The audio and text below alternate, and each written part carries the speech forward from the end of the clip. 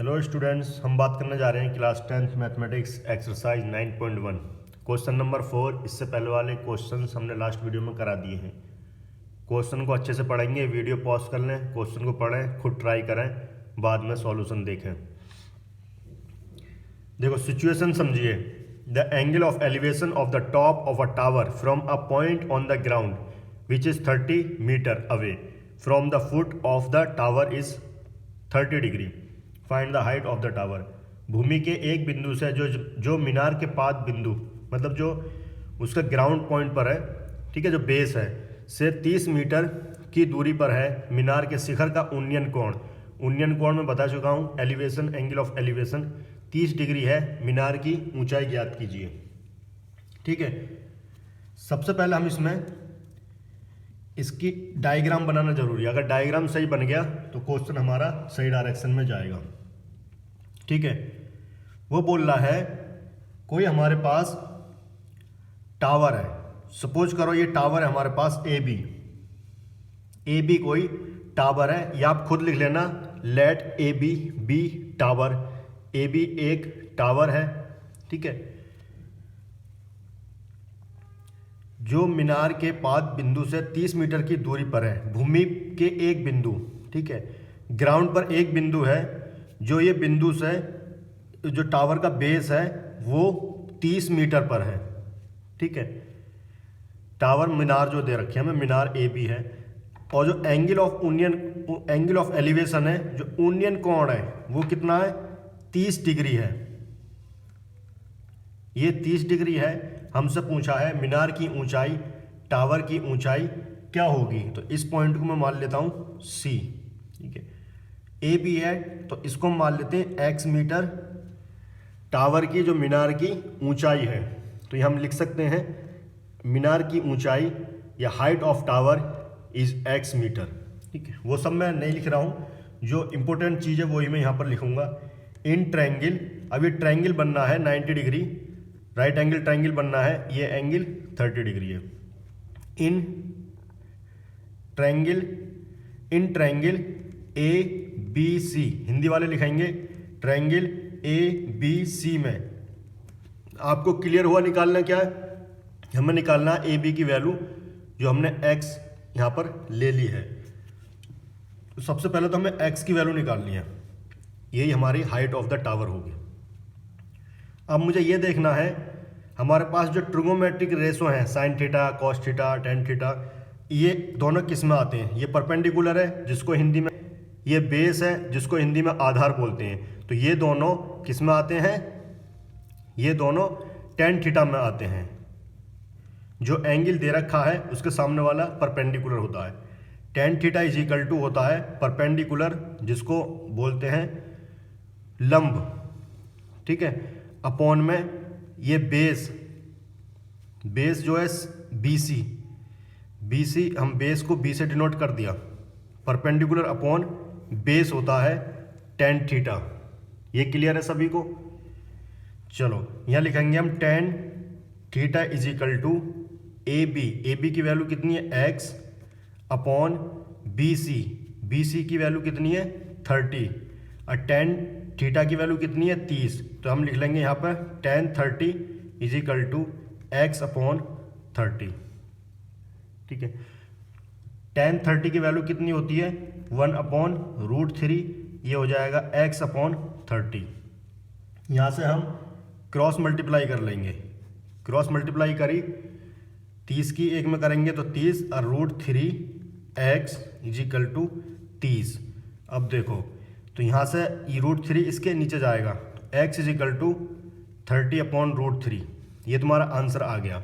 Answer match नहीं करें तो इसको रेशनलाइजेशन कर दो, √3 नीचे, ऊपर नीचे मल्टीप्लाई कर दो, तो ऊपर मल्टीप्लाई हुई, ये तो हो गया 30 √3 √3 कितना होगा, 3 से इसको काटा कितनी बार, 10, तो आएगा 10 √3 मीटर। तो एक्स की वैल्यू आ गई 10 √3 मीटर। ठीक है, यही क्या है हमारे पास, मीनार की ऊंचाई। ठीक है, height of the tower is 10√3 metre. Clear है सभी को? क्वेश्चन नंबर 5, क्वेश्चन को अच्छे से पढ़ें, सिचुएशन समझें, डायग्राम बनाएं, खुद ट्राई करें, वीडियो को पॉज कर लें, बाद में सॉल्यूशन देखें। चलिए क्वेश्चन में समझा रहा हूं क्या कह रहा है, सिचुएशन क्या कह रही है। काइट है, कोई काइट पतंग जो किसी ऊंचाई पर वो उड़ रही है। कैसे? हमने मान ली ये काइट है, इसकी जो ऊंचाई दे रखी है वो कितनी दे रखी है? 60 मीटर की ऊंचाई पर एक पतंग उड़ रही है। हमने मान लिया ये 60 मीटर की ऊंचाई पर भूमि से, जमीन से, जो ग्राउंड है उससे 60 मीटर की ऊंचाई पर पतंग उड़ रही है। ठीक है, जिसको हमने के माना है। पतंग क्या है? काइट। के हमने मान लिया उसको। ग्राउंड हम ले लेते हैं एल। ठीक है, उसके बाद बोल रहा है जो पतंग उड़ रही है ये डोरी से बंधी होगी। भाई डोरी होगी इसकी। जो वो डोरी है वो ग्राउंड पर, जो डोरी है वो ग्राउंड पर किसी खुंटी से बंधी हुई है, किसी खुंटी से बंधी हुई है ग्राउंड पर, जिसको हमने मान लिया वो पी खुंटी से भूमि पर बंधी हुई है। और यहाँ पे ये बोल रहा है जो ये डोरी है इसमें कोई लचक नहीं है, हम इसको स्टेट मान लेंगे। क्यों? क्वेश्चन के अकॉर्डिंग यह मानकर कि डोरी में कोई ढील नहीं है। ठीक है, कोई ढील नहीं है तो स्टेट ये होगी। ठीक है, पूछा है हमसे। और हाँ, एक चीज़ और दे रखी है, भूमि के साथ, ये भूमि है और ये डोरी है, इसके साथ वो 60 डिग्री का कोण बना रही है। कितने डिग्री का कोण? 60 डिग्री का कोण वो बना रही है।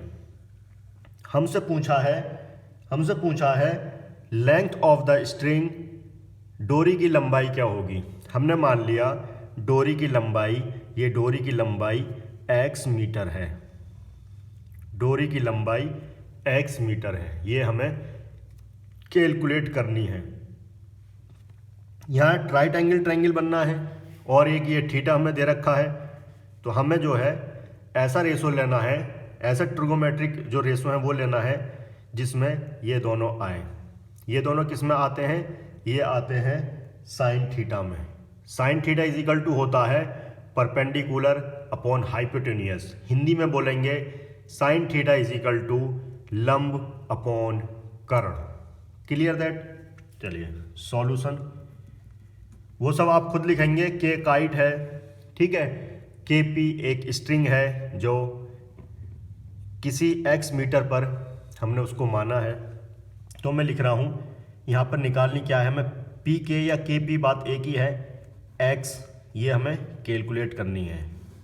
जब ये कैलकुलेट करनी है, हम जानते हैं जो वैल्यू दे रखी होती है और जो कैलकुलेट करनी होती है उसमें से उन दोनों का हम रेशो लेते हैं। हमें पता है sine theta is equal to होता है परपेंडिकुलर अपॉन हाइपोटेनियस। ठीक है, इसमें तो किसी को प्रॉब्लम नहीं है, अगर इसमें किसी को प्रॉब्लम है तो वो कमेंट करके ज़रूर बताएं।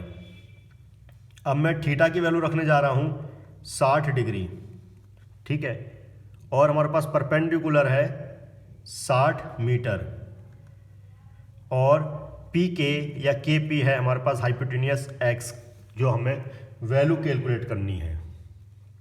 साइन 60 का मान √3/2 होता है। साइन 60 इज इक्वल टू √3/2, ये हो जाएगी 60 मीटर अपॉन में x, क्रॉस मल्टीप्लाई सभी को आती होगी, तो हो जाएगा √3x, 60 की 2 में करेंगे 120। ठीक है, 120 जब ये आई तो यहाँ पर हम x है, ये इसके मल्टीप्लाई में है, तो ये जाएगा नीचे डिवाइड में। क्लियर?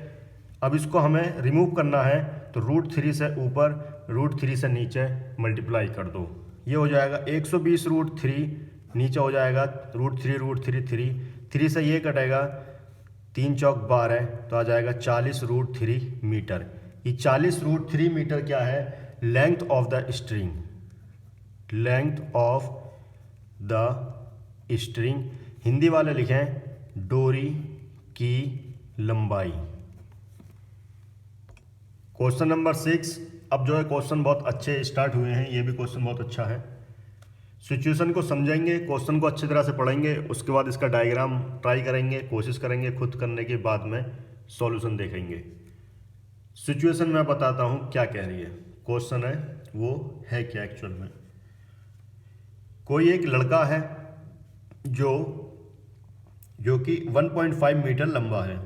ये हमने एक लड़का बनाया जिसको हम नाम दे देते हैं AS, हमने नाम दे दिया इसका। ये कोई लड़का है जो 1.5 मीटर लंबा है, ठीक है। उसकी जो हाइट है वो 1.5 मीटर उसकी हाइट है। 30 मीटर ऊंचे एक भवन से कुछ दूरी पर खड़ा है। हमने मान लिया ये कोई भवन है PQ, P की कोई भवन है जिसकी 30 मीटर ऊंचाई है। भवन की जो हाइट है वो कितनी है, 30 मीटर। अच्छे से समझ रहे क्वेश्चन को। वो भवन को देख रहा है, ठीक है। 30 मीटर ऊंचे भवन को वो देख रहा है। जब ये इसकी हाइट है AS, हमने मान लिया इसकी आंख जो है यहाँ पर है, उससे उन्नयन कोण एंगल ऑफ एलिवेशन, ठीक है, उससे उन्नयन कोण एंगल ऑफ एलिवेशन कितना है, 30 डिग्री है जब वो यहाँ पर खड़ा है। उसके बाद क्या करा उसने, वो कुछ दूरी पर चला। सपोज करो ये जो दूरी पर चला वो मान लिया हमने T'। यहाँ पर पहुँचा, ये तो 30 डिग्री था इसका। जब वो कुछ दूरी पर चला तो वो हो गया 60 डिग्री, ये वाला। ये कितना हो गया, 60 डिग्री। तो जो ये डिस्टेंस है, कितनी दूरी वो चला, ये रेड पेन से मैं कर रहा हूँ। ये डिस्टेंस जो है ये हमें कैलकुलेट करनी है। इसको हमने मान लिया ये x मीटर यहाँ से गया, ठीक है। क्लियर हुआ। अब देखो मुझे ये डिस्टेंस निकालनी है। डायग्राम को अच्छे से समझना, ध्यान देना। मुझे ये डिस्टेंस निकालनी है। ये पूरी डिस्टेंस हमें दे रखी है, लेकिन जब मैं इस पर परपेंडिकुलर ड्रॉ करूँगा इस तरह से, इस लाइन पर परपेंडिकुलर डाला, तो यहाँ से अगर मैं इसे ग्राउंड बनाऊँगा इसको, तो ये जितना होगा इतना ही ये होगा। तो ये भी कितना हुआ, 1.5 मीटर, क्योंकि मुझे चाहिए ये वाली डिस्टेंस, ये हाइट, ये कितनी हाइट होगी, ठीक है। देखो जब ये 1.5 मीटर है, ये पूरी जो भवन है कितना है, 30 मीटर। और इस 30 में से मैं इसको माइनस कर दूंगा तो ये वाली डिस्टेंस आ जाएगी, जो हम ट्रायंगल फॉर्मेशन कर रहे हैं अभी, है ना। ये ट्रायंगल फॉर्मेशन ये आ जाएगी। इसको मैं मान लेता हूँ Q', ठीक है। अब तुम खुद ही बताओ, 30 में से हमने 1.5 को माइनस करा, 30 में से 1.5 हमने माइनस करा, तो कितना बचेगा, 28.5। ये तो सभी को आएगा ना, सब कर लोगे ना। 30 में से हमने 1.5 घटा दिया, ठीक है। तो यहाँ पे मैं लिखने जा रहा हूँ। सबसे पहले तो मैं लिखूँगा यहाँ पर हमें कैलकुलेट क्या करना है, सॉल्यूशन। हमें कैलकुलेट करना है AT' जो हमारे पास x है, ये कितना होगा, ठीक है, ये कितना होगा। इसके लिए हमें ये वाली डिस्टेंस पता चल गई है, PQ is equal to PQ minus Q', ठीक है। तो PQ की वैल्यू कितनी है, 30 माइनस 1.5, तो ये होगा 28.5 मीटर। कोई डाउट नहीं होना चाहिए यहाँ तक। किसी को कोई प्रॉब्लम है तो वो कमेंट जरूर करें, ठीक है। डायग्राम अच्छे से समझ लें। यहाँ तक क्लियर हुआ। अब देखो मुझे ये पता चल गया, तो सबसे पहले तो मुझे क्या करना पड़ेगा, मुझे ये निकालना पड़ेगा। जब ये निकल जाएगी डिस्टेंस, तो फिर मैं इस वाले ट्रायंगल में लूँगा, ठीक है। इस पूरी को, ये पूरी कितनी हो जाएगी, x प्लस जो भी ये आएगी, ठीक है। तो सबसे पहले तो मैं करने जा रहा हूँ इस ट्रायंगल में, यहाँ से किसकी वैल्यू आएगी, T', Q' की। उसके बाद मैं बात करूँगा इस वाले ट्रायंगल की, बड़े वाले ट्रायंगल की। तो डिस्टेंस आएगी AQ', ठीक है। तो यहाँ पर जो वैल्यू आएगी वो हम पुट करेंगे, ये दे रखी है, यहाँ से x की वैल्यू फाइंड आउट हो जाएगी। ध्यान दें, in triangle P Q dash T T dash, P Q dash T dash, ठीक है। ये और ये किस में आती हैं, ये परपेंडिकुलर लंब है, ये बेस कर्ण है, ये आती हैं टेन थीटा में। तो tan theta is equal to लंब कितना है हमारे पास, पी क्यू डैश, और बेस है टी डैश क्यू डैश, ठीक है। ये डैश क्यू डैश कुछ नहीं है, तुम कुछ और भी नाम दे सकते हो, इससे बिल्कुल भी कंफ्यूज नहीं होना है। टी डैश क्यू डैश से तुम कोई दूसरा नाम दे दो, कोई प्रॉब्लम नहीं है, कॉन्सेप्ट को समझें। थीटा की वैल्यू इस ट्रायंगल में 60 है, tan 60। पी क्यू डैश की वैल्यू आई हमारे पास 28.5 मीटर, और टी डैश क्यू डैश हमें निकालना है। क्लियर यहाँ तक। tan 60 का मान कितना होता है, √3 अपॉन में 28.5 टी डैश, ये हो जाएगा क्यू डैश। क्रॉस मल्टीप्लाई कर लो तो √3 T dash Q dash is equal to 28.5। अब ये मल्टीप्लाई में है, √3 तो इधर जाएगा डिवाइड में, T dash Q dash is equal to 28.5 upon में √3। चलो एक काम करते हैं, यहाँ पर टी डैश क्यू डैश को मैंने मान लिया L, लो टी डैश क्यू डैश को मैंने मान लिया L। अब ये आ गई L की value, L is equal to 28.5 √3, लिखने में आसानी हो जाएगी बस, ठीक है। यहाँ तक सभी को क्लियर है। अब बात करेंगे दूसरे ट्रायंगल की। इन ट्रायंगल हिंदी वाले लिखना चाहे यहाँ लिख लेना, त्रिभुज P Q dash T dash में, ठीक है। नहीं भी लिखेंगे इंग्लिश में लिख दो, कोई प्रॉब्लम नहीं है। In triangle A P Q dash, A P Q dash. अब इसमें भी और ये वाला बेस और परपेंडिकुलर किस में आता है, 10 में। tan theta is equal to P Q dash upon में, यहाँ पर ध्यान से देना, A Q dash, A Q dash, P Q dash की वैल्यू है 28.5 मीटर, ए क्यू डैश की है x प्लस एल, तो मैंने लिख लिया x प्लस एल, ठीक है। तो थीटा की वैल्यू है 30, tan 30 डिग्री 28.5 अपॉन में x प्लस एल। tan 30 का मान 1 upon √3 28.5 x plus L, cross multiply कर लो, 1 की इसमें होगी x प्लस एल, ये हो जाएगा 28.5 √3। अब मैं इस L की वैल्यू यहाँ, अब इस इक्वेशन फर्स्ट में मैं L का मान रखने जा रहा हूँ, तो हम लिख सकते हैं put L is equal to 28.5 upon √3 in equation first. Hindi में लिखना चाहें लिख लेना, L का मान समीकरण 1 में रखने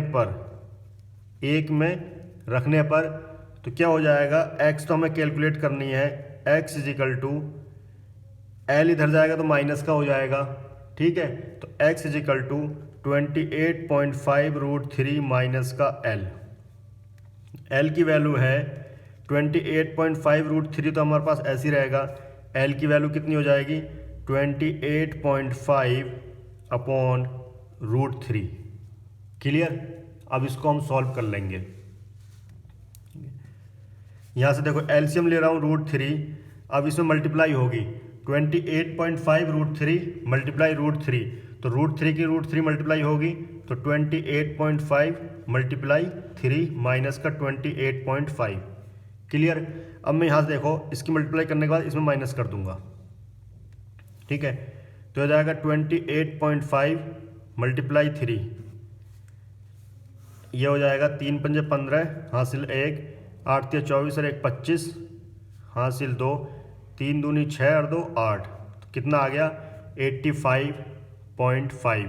माइनस कर रहा हूँ 28.5, 5 में से 5 गया 0, यहाँ हो गया 1 इधर से लिया 15 में से 8 गए 7 और यहाँ बचा कितना 7, 7 में से 2 गए 5, तो ये आ गया हमारे पास 57/√3। इसके ऊपर नीचे हम √3 की मल्टीप्लाई कर लेंगे, ठीक है। तो ये आ जाएगा 57√3/3, √3 3, 3 से इसको काट दो, 3 एकम 3, बचा कितना 2, 3 नाम 27, तो अगर 19√3 मीटर। ये जो 19√3 मीटर क्या आई है ये पूछा था इसमें, इतनी दूरी वो चलेगा।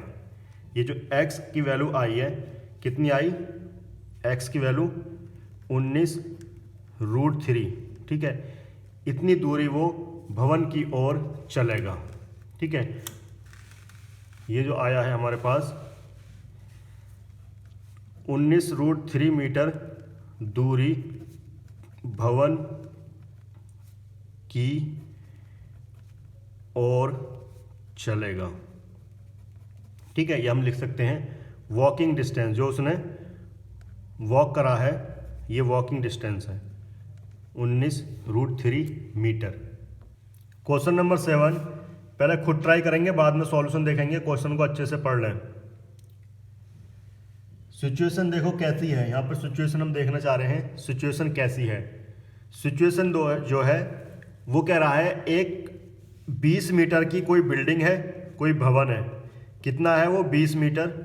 उसके ऊपर एक टावर है, उसके ऊपर टावर है, ठीक है। उस टावर का जो ग्राउंड से किसी बिंदु से, ठीक है, उस टावर का ग्राउंड से किसी बिंदु से टावर के बेस जहाँ लगा हुआ है वो और उसका टॉप, इनका यूनियन कोण एंगल ऑफ एलिवेशन 45 डिग्री और 60 डिग्री है, ठीक है। जो एंगल कम होगा वो 45 डिग्री, जो एंगल ज़्यादा होगा वो 60 डिग्री। तो इस टावर की, ठीक है, ये जो टावर लगा हुआ है इसकी हमें हाइट निकालनी है, तो हमने मान ली x मीटर, ठीक है। और ये हो गया B पॉइंट, मान लो इसको ए बी हमारे पास क्या है टावर हो गया। ये C पॉइंट हो गया जो भवन का बेस है, और किसी बिंदु पर जो है वो D पॉइंट हो गया। अब यहाँ पर दे रखा है, देखो 20 मीटर हमें दे रखी, सारी वैल्यू हमें दे रखी है। क्लियर है सभी को?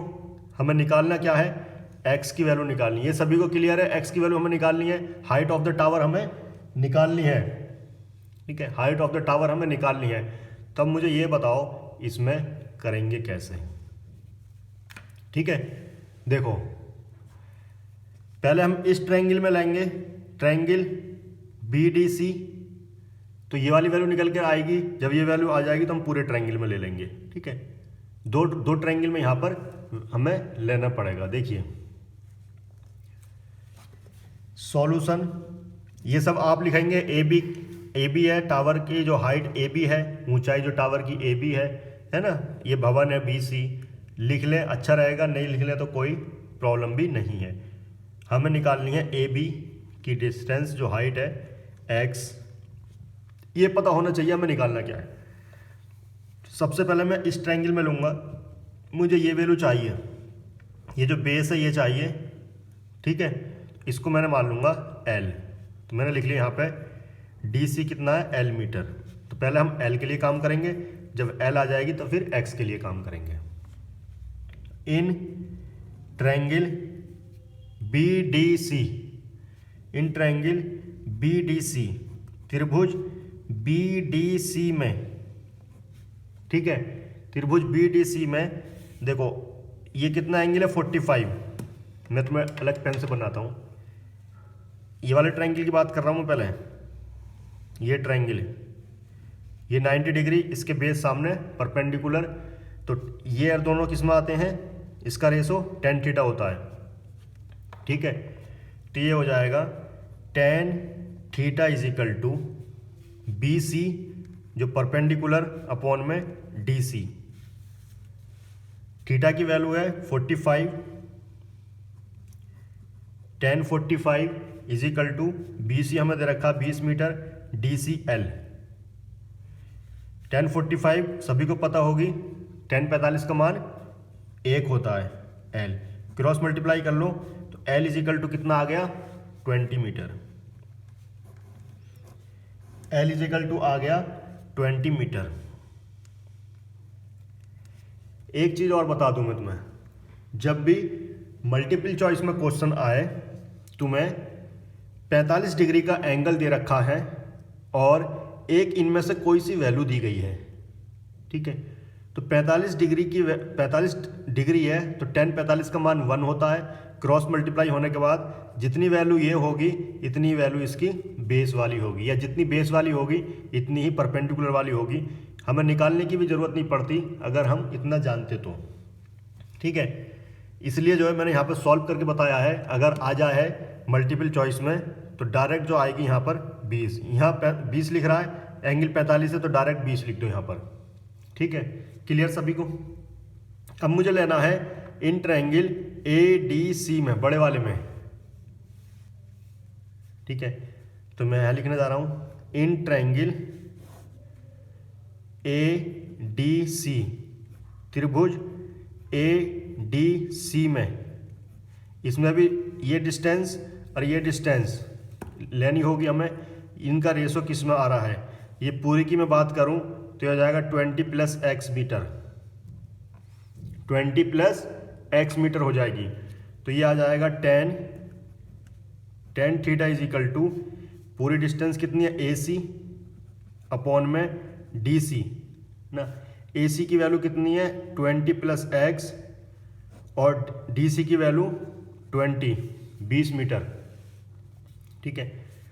tan कितना है 60 डिग्री, tan 60, थीटा की वैल्यू 60 है, 20 + x अपॉन में 20, tan 60 का मान √3, 20 + x ये हो जाएगा 20। क्रॉस मल्टीप्लाई कर लो इसकी, क्रॉस मल्टीप्लाई करने के बाद 20√3, 20 + x।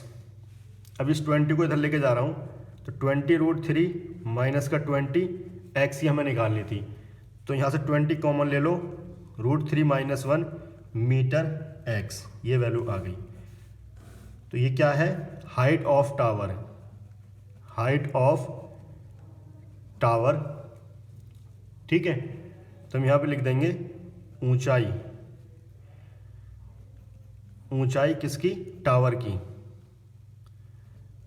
ऊंचाई टावर की।